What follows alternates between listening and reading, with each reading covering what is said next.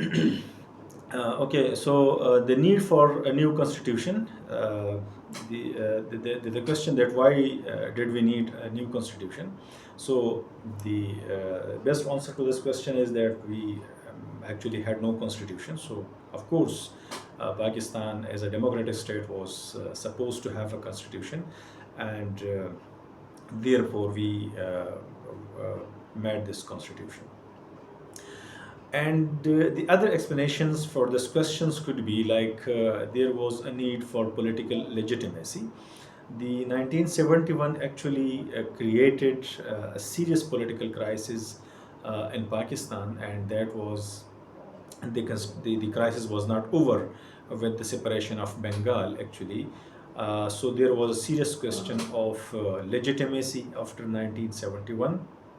So constitution was needed to create a legitimate form of government, and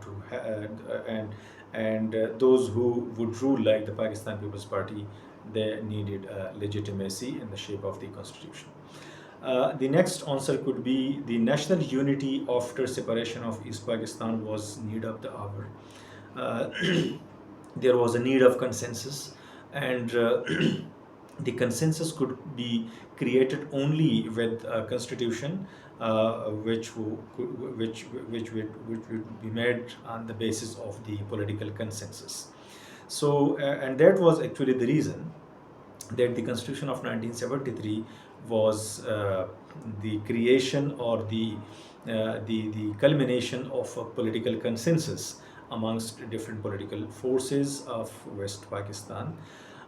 Democracy was derailed, as I already told you that after 1958 there was actually no democracy in its favor form.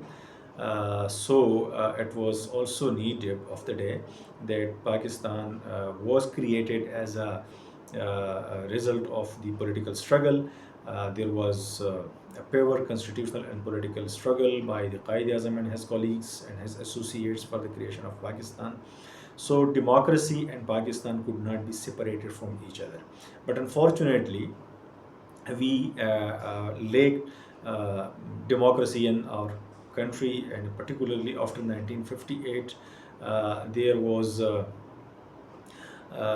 serious crisis, and two martial laws were imposed during this period. So the restoration of democracy, and that was the only way out. That was the only solution to the problems of Pakistan.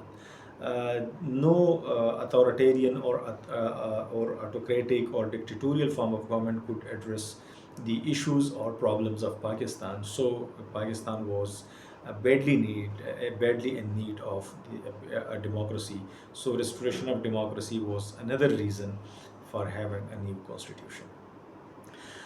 There were growing demands for the provincial autonomy even after the East Pakistan crisis, like before 1973, even before 1970 elections.